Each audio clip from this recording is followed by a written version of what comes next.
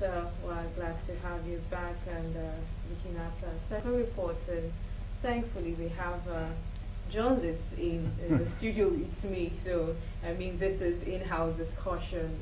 The investigative journalist, Fisayo Soyombo, who was detained and he was eventually released. And yeah, we got to get so much information on what had happened, how he was arrested in an oil bunkering site, and why he was being released.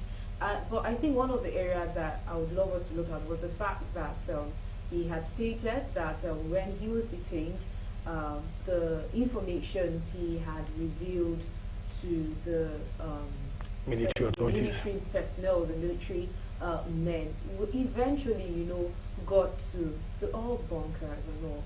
So it now boils down to, investigative journalists and the risk of it. We've been hammering on it, we've been speaking on it, the safety that needs to be put in place for investigative journalists. But now it looks like the people that are to protect the journalists per se, are not really, I'm sure you get what I'm trying to say. So I really want us to get into this conversation, looking at the part of security personnel interfering, with our jobs. And as it is right now with what's going on in Nigeria, I feel like we need more investigative journalists, especially looking at the corruption issue we already spoke about in our last discussion. So what do you make of this? You see,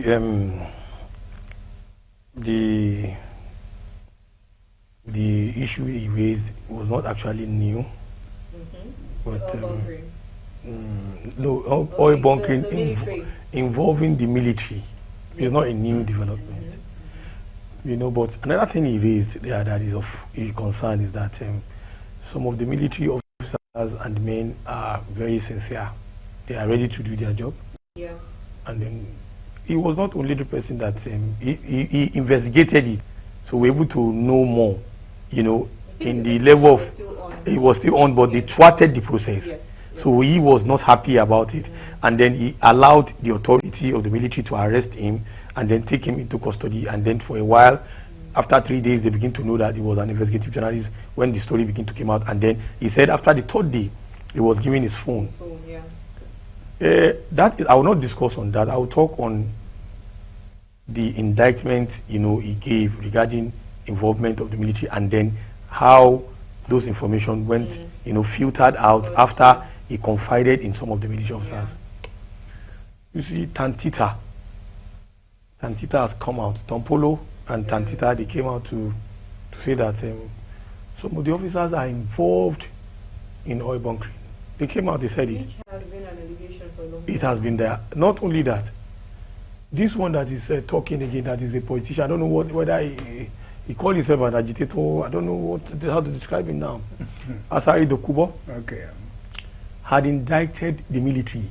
In fact, in Aso Rock, when he went to visit the president, he came to their press center there to say that some military men are involved in bunkering. Now, from those three indicators, when you x-ray them independently, you will look at Soyombo first to be an investigative journalist who has done a lot of research. Even in Semeboda, he reviewed, some very issues that is of national importance that need national approach. He talked about a lot of things that we all saw. Now we saw one of the other investigative journalists that reviewed how Nigerians get BSc in 5 days in Cotonou and the rest of these Francophone countries. And that was when the Minister of Education took step, and then they were able to chaff out. So the importance of investigation in the media cannot be overemphasized. So the reason Showore gave this is for national development. Now the other aspect is what is the response of government? Government in this case is shoulder with that task and burden to see that those people come clean Well, that's one. Number two, the military should come clean to let us know who are those that got that information and that filtered, so that it will restore confidence in the Nigerian people. People begin to see them as, when you reveal information to the military or the authority of the armed forces now, they would go and then reveal it. We have seen a lot of circumstances like that. When the whistleblowing issue came out, we saw how people go there to reveal, and then the next thing, they went to tell the person that is involved, and then when they got there, they were unable to see anything. And then instead of the police to do investigation at that time, the EFCC at that time, sorry, to do investigation at that time, they went for that, you know, to arrest that whistleblower and then prosecute that whistleblower. Yeah. But eventually, a journalist went there to investigate that man, what he has said actually was there. But because he gave that information to some that are not, does not have integrity, they micromanage that information for their own economic benefit, and then reviewed it. So the person were very proactive before the other forces would come to see whether what was reviewed was actually seen there. So eventually they were not seen. So on the aspect of the military, they must try to come clean. On the aspect of, I've talked about Showore. The government must be able to look more on how information have been disseminated, and then how to manage this information. Showore went further to talk about, Soyombo went further to talk about how he went to investigate, you know, a baby factory, a baby home, you know, at Igodo, I guess, that area. He was able to buy that baby, and that he spent 6 million naira. Nobody talked about how to return the money for him. Nobody talked about what exactly has done, the effort he has been giving. We see that they give some people CFR, they give some people GCFR, GCON, and then you see they give some people CON. Then you wonder what kind of justification it is being used to give some individual CON, CFR, and then you want a country, you know, to progress. Yeah. You know, with people like this, not having a CFR, not encouraging them, then you expect, what do you expect? Okay, it's the only politician that is giving that. So you can see now that we are still far. National award is for political patronage. So that is what they are. So you see where we are going to, that we have not yet started. Now, instead of the politician to do thorough investigation, to check, to further from there, this guy, Fisayo, went further to say that he had picked this baby and then take it to NAPTIP. NAPTIP, on their part, you know, to help him keep that baby. Legitimately, he bought the baby. He has the right to know. You have not given him his money. His investigation is not done yet. And then instead, you carry the baby and then block him from seeing the whole thing. Now, I listened to the right of reply from the coordinator in Lagos State. I saw a wishy-washy response.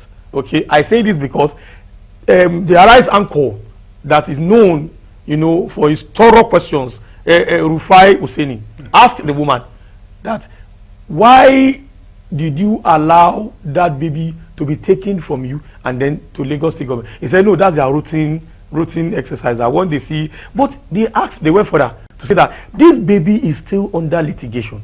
It is still matter of concern that is still with you, and it is under investigation. They now ask, what are the approaches you have taken so far? He said they have taken the matter. The woman has been taken to court, and that they have given her bail. That's the owner of the baby motherless baby home. Now, but he asked, why are you not giving Fisayo update of what you are doing, and then you feel that you can take decision? He brought that baby to you for custody, and then to get a lasting solution to his home. He now begin to merry-go-round in another discussion entirely far from what they have been asked. So you can see the wishy-washy response, you know, the coordinator gave, you know, and then we say we want a true Nigeria, you know, a country that must, you know, must give, you know, the right solution to the right problem. So that is it. So to conclude my word, we still have a long way to go.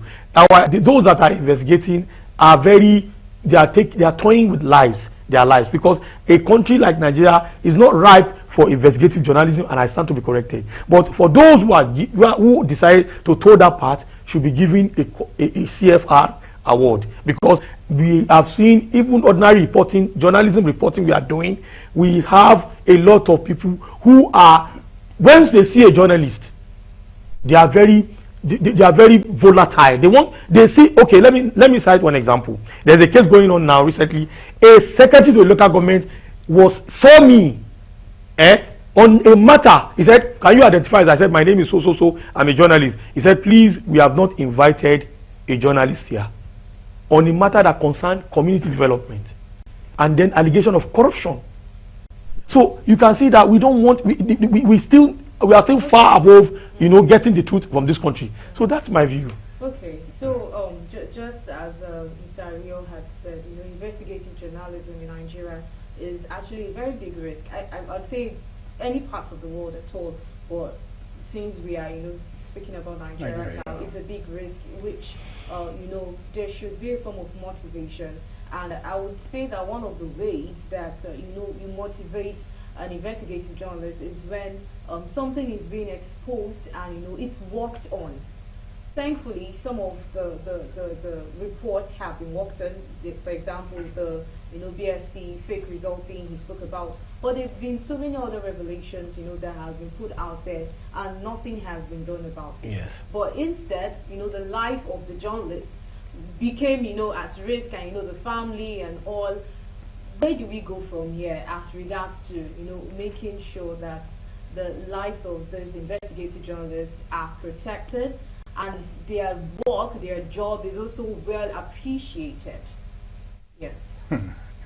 Like you said, the risk is very high.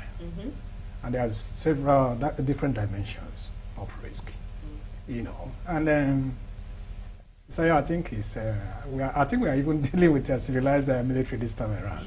Unlike in the past that you deal with primitive military. If it was there, they would throw him from one floor to the other, and he will come back normal.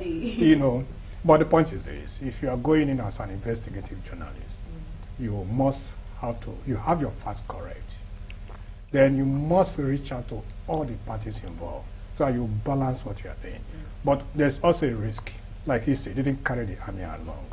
If he had carried the army... he stated his reason. Oh, that's what I'm saying. That's what I'm saying. If he had carried the army along, they would have somehow manipulated the investigation.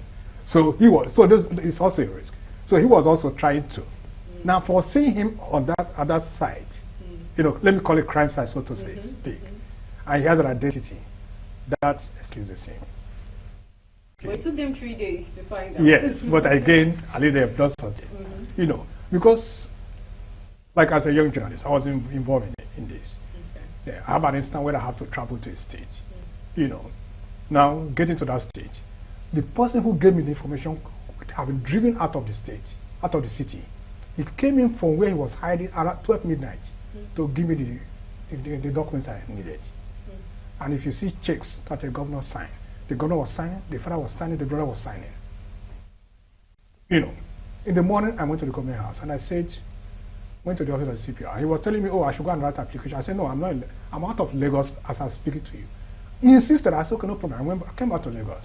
By the time I prepared this, my editor said, what did this? I said, they said I should go and call him, and I called him a second time.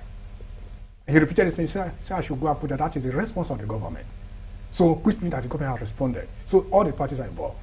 We did it. Before I could get to the office on Monday, the editors were already celebrating. What happened? The essay to the governor, after reading, he reported, he went straight on. I was in Daily Times there. He came down, rushed down to Lagos to meet the editors. And, there are some people who have this democratic civilization. Maybe the governor was democratically civilized. He took that part. And the people were like, oh, please, when next you have this, let us know. I've also had instances where somebody had even to file a 1 billion naira libel suit. I should pay 500 million. My publisher should pay 500. So the risk is very high. My publisher should pay 500 million. And luckily for me, I did a thorough job. I called the FCC. They gave me a date. They arrested the man. An international criminal, so to say. They gave me a date. They arrested the man. How many hours they detained him and why they let him go because of this constitutional right. I got a document for NAFTA because it was also involved. So we put all these things together. And I have to challenge the man and say, go to court. While he was sending me a libel suit, he was also sending a letter to an organization that I cited as that he wants to come and have a conversation with them, not knowing that I'm also a member of that organization. I said, this man has even prepared his coffin. That nailed him. I put the two letters together. They brought in all the files, and he never came back again. So the risk is very high. It's either they get you on there, or they will just say, libel. Before you know, they will just drag you left and right. Yes.